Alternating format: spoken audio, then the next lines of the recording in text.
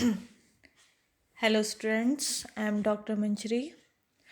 हम लोगों ने पिछली वीडियो में जॉर्ज विल्हेम फ्रेडरिक हेगल के बारे में पढ़ा था और इस वीडियो में हम लोग रोजर फ्राई के बारे में पढ़ेंगे।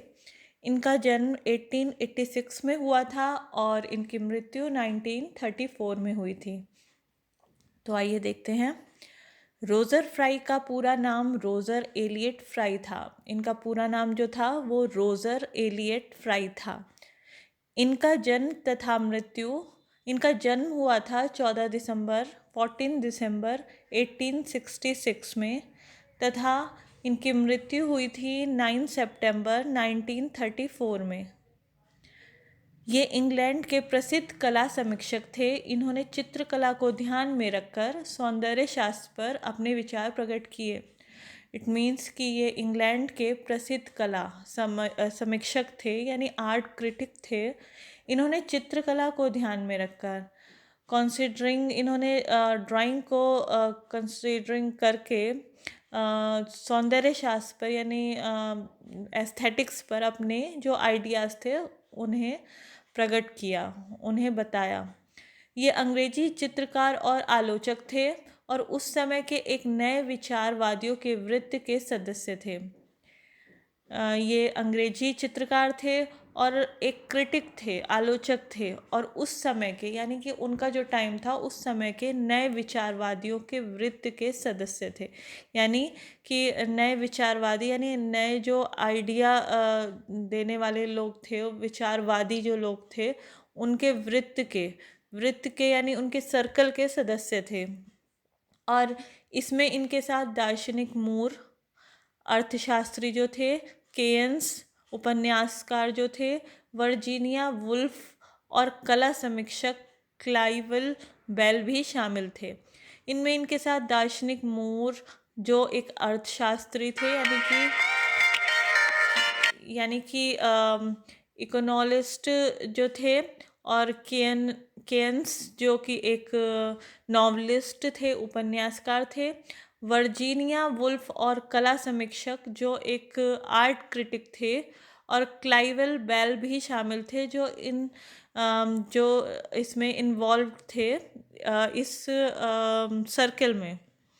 नेक्स्ट, वह ब्रिटेन में आधुनिक कला के बारे में सार्वजनिक जागरूकता बढ़ाने वाले पहले व्यक्ति थे।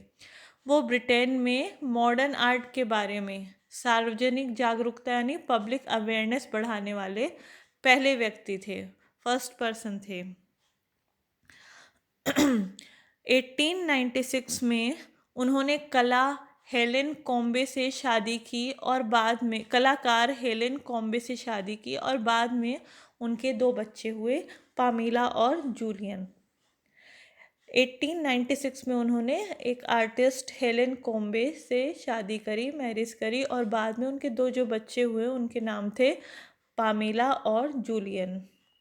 नेक्स्ट, एक चित्रकार के रूप में फ्राई प्रयोगात्मक थे। एक आर्टिस्ट के रूप में जो रोजर फ्राई थे वो एक्सपेरिमेंटल थे, यानी प्रयोगात्मक थे, नए नए प्रयोग करते रहते थे। नेक्स्ट,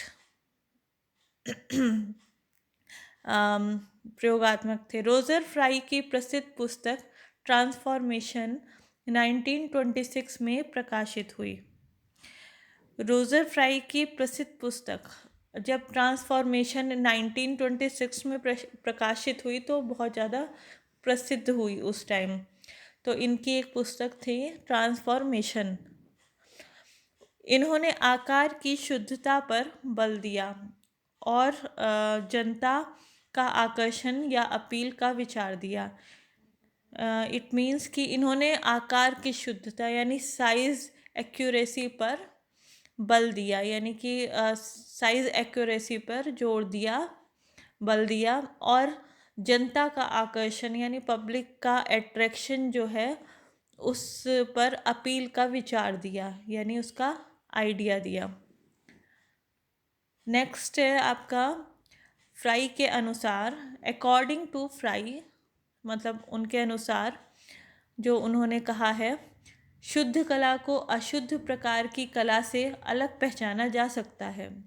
इट मीन्स जो प्योर प्योर आर्ट होती है उसको अनक्लीन, शुद्ध कला यानी प्योर कला, क्लीन आर्ट उसको अशुद्ध प्रकार की कला से यानी अनक्लीन जो आर्ट होती है उससे अलग पहचाना जा सकता है, उसको अलग आइडेंटिफाई किया जा सकता है। नेक्स्ट है फ्राई के अनुसार, it means according to Frye, जो कला अन्य तत्वों से जितनी कम मिश्रित होती है उतनी ही कम दूषित होती है। जो कला अन्य तत्वों से यानी अदर एलिमेंट से जितनी कम मिश्रित होती है यानी जितनी कम मिक्स्ड होती है उतनी ही कम दूषित होती है, यानी उतनी ही कम दूषित होती है, मीन्स खराब होती है, उतनी ही कम खराब जैसी होती है।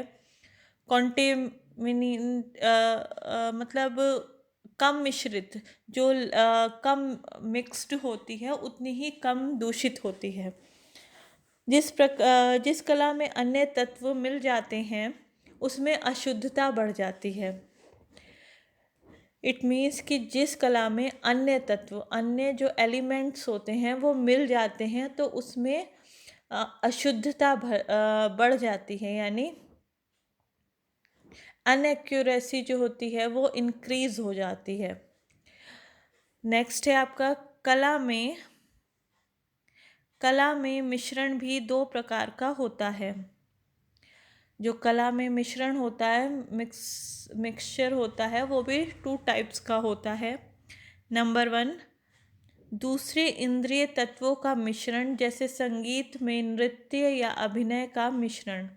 दूसरे इंद्रिय तत्व यानी कि जो सेकंड सेंस एलिमेंट्स होते हैं उनका मिक्सचर, जैसे संगीत में नृत्य का, म्यूज़िक में डांस का, या अभिनय का मिश्रण, मतलब संगीत में नृत्य या अभिनय यानी डांस का या फिर प्ले का मिक्सचर।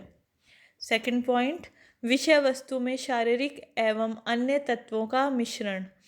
जो सब्जेक्ट मैटर होता है, विषय वस्तु होती है, उसमें शारीरिक एवं अन्य तत्वों का यानी अदर एलिमेंट्स का मिश्रण यानी मिक्सचर। नेक्स्ट देखिए, रोजर फ्राई की 2 महत्वपूर्ण पुस्तक हैं, ट्रांसफॉर्मेशन और विजन एंड डिज़ाइन। इनमें फ्राई ने दृश्य कलाओं की विवेचना की है। रोजर फ्राई की 2 महत्वपूर्ण यानी इम्पॉर्टेंट बुक्स हैं, ट्रांसफॉर्मेशन पहली और दूसरी जो है विजन एंड डिज़ाइन। इनमें फ्राई ने, इन दोनों बुक में फ्राई ने दृश्य कलाओं यानी विजुअल आर्ट की विवेचना की है, डिस्कशन किया है, विजुअल आर्ट के बारे में डिस्कशन किया है। नेक्स्ट है, इन्होंने कहा कि दृश्य कलाओं में मानसिक तत्व और नाटकीय तत्व एक ओर और रूपकर तत्व दूसरी ओर में तनाव रहता है। इट मीन्स इन्होंने कहा है यानी कि रोजर फ्राई ने कहा है कि दृश्य कलाओं में यानी विजुअल आर्ट में मानसिक तत्व यानी मेंटल एलिमेंट जो होता है और नाटकीय तत्व यानी कि एलिमेंट ऑफ ड्रामा एक और रूपकर तत्व जो होता है यानी फॉर्म जो होता है वो दूसरी ओर रहता है और वो टेंशन में रहता है, तनाव में रहता है। वे आगे कहते हैं यानी कि रोजर फ्राई कहते हैं, जिस किसी को भी चित्रकला का जरा सा भी ज्ञान है वह जानता है कि चित्रकला में क्या दिखाया गया है, इसका महत्व नहीं है कैसे दिखाया गया है, इसका महत्व है। तो वो कहते हैं, रोजर फ्राई कहते हैं, जिस किसी को भी चित्रकला का जरा सा भी ज्ञान है यानी कि जिस किसी को भी ड्राइंग का जरा सा भी ज्ञान है, मतलब उसे नॉलेज है ड्राइंग की, जिसे भी नॉलेज है वह जानता है, वो ये जानता है कि चित्रकला में क्या दिखाया गया है, कि जो ड्राइंग है उसमें दिखाया क्या गया है। इसका महत्व नहीं है कैसे दिखाया गया है, इसका महत्व है कि कैसे, इसका महत्व नहीं है कि क्या दिखाया गया, मतलब इसका महत्व है कि कैसे दिखाया गया, उनके अकॉर्डिंग इस चीज़ का महत्व है कि कैसे दिखाया गया है। नेक्स्ट है आपका रोजर फ्राई का एक प्रसिद्ध निबंध है the artist and psycho analysis 1924। इसमें इन्होंने मनोविश्लेषण की भाषा प्रयोग करते हुए रचना प्रक्रिया बताई है। इसमें रोजर फ्राई का एक प्रसिद्ध निबंध है, यानी कि एक बहुत पॉपुलर एस्से है the artist and psycho analysis 1924, ये उसका नाम है। इसमें इन्होंने मनोविश्लेषण की साइक्लोनोलिसिस की भाषा का प्रयोग करते हुए रचना प्रक्रिया बताई है, यानी क्रिएशन प्रोसेस को बताया हुआ है। यहाँ तक हम लोग देखेंगे इस वीडियो में, और नेक्स्ट वीडियो में इसके आगे के बारे में पढ़ेंगे।